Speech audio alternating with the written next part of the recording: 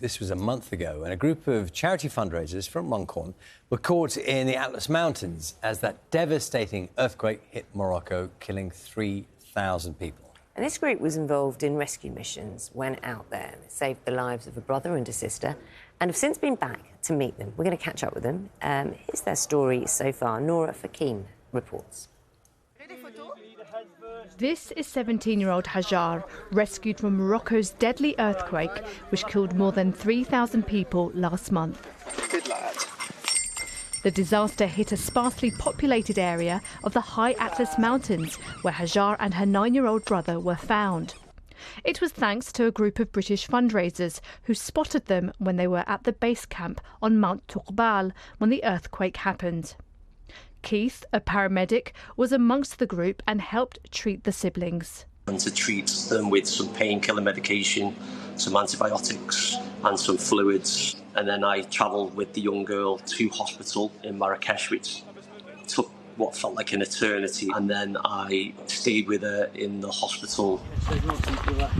Keith was just one of a large group who had travelled to Morocco on a charity climb and found themselves on the scene as the earthquake struck. I thought, that's a very big thunderstorm that's happening, but then the ground started to move as well, and you could hear the rock falls, but had no idea where they were due to there being no light. But you could see some sparks where rocks were hitting one another. Very frightening, definitely. Not something I've been through before, and probably wouldn't like to go through again. The clear-up continues in Morocco, with Keith and his team eager to help in any way they can, only too aware that it will take many years for those affected to recover. Nora Fakim, BBC News. Very pleased to say that Keith and Debbie are both with us now. Good morning, to you. Morning. Morning. This is a remarkable story that you've been involved in. Can I just say, first of all, Keith, that you're a paramedic, and you're both back in your day jobs, aren't you? We are, yes. What time did you finish work? 2 o'clock this morning. 2 o'clock this morning, and you're here now. Thank you. Yeah. You're welcome. You're dedicated to the work you do, and you found yourself in an extraordinary situation, didn't you? And you've been back. So what was that like for you? It was something that I felt I needed to do. I needed to go back to help, to do whatever we could. We left just trying to absorb the devastation. We couldn't do anything at that moment in time. The best thing for us to do was to come back, wait for word to come back to us, what was needed, and action that, which is exactly what we did. What was it like out there, Keith, when you went back? Yeah, the first day we were we met with our guide from the original warden. We went to a village called Imi Tala. You can see some of the pictures. They're absolutely devastating. The whole village is just Village debris. is gone. So the people are living in basically gazebos, not even waterproof tents. No. They're just living in gazebos, and there's like 700 people, I think, isn't it? 750 and 180 people passed just in that village. So yeah. So some of the people have lost everything. And in terms of kind of rebuilding, are they even at that stage yet, where the aid is coming through or the help? Because some of these, they're so remote, aren't they? It is very remote where that is. An hour and a half away from Marrakesh, the village we were in, and there's very little. It's just so high up. Yeah, there's nothing. Doesn't seem to be making it all the way to the top. They have started work on a school for the children, and they've started work on like sanitation, the toilets and a hammam. But they're basically going to be in these tents now for at least 2 years. Debbie, you, as we said before, you're a trained paramedic. Sorry, and you work this is a voluntary thing. Yeah. I was just raising money for our local hospice, Halton Haven.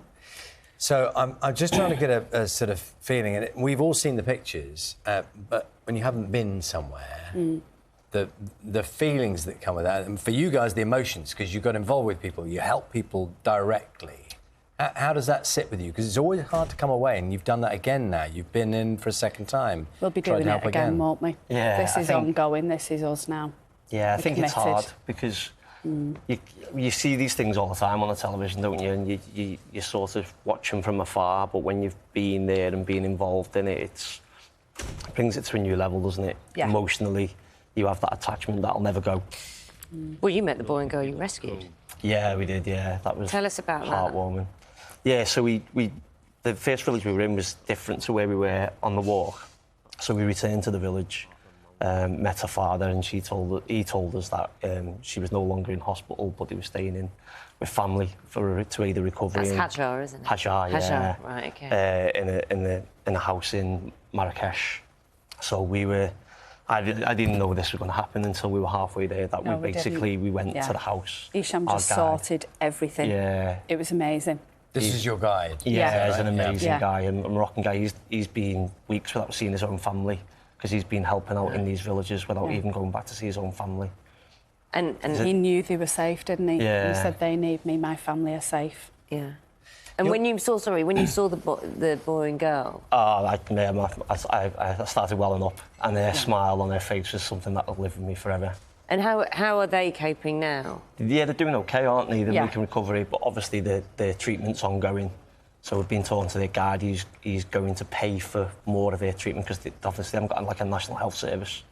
So he's paying for like dressings, nurses to go out to her and stuff like that and help them. So, yeah, amazing. You'll be well aware, both of you, of course, that when dreadful things like this happen, natural disasters, on this extraordinary scale, there's a moment in time where the world's attention is in that moment. Media organisations like ours, you know, go and see things, and it's very much what people are talking about. And then a bit of time passes, and there isn't so much attention. And that's a real worry, isn't it?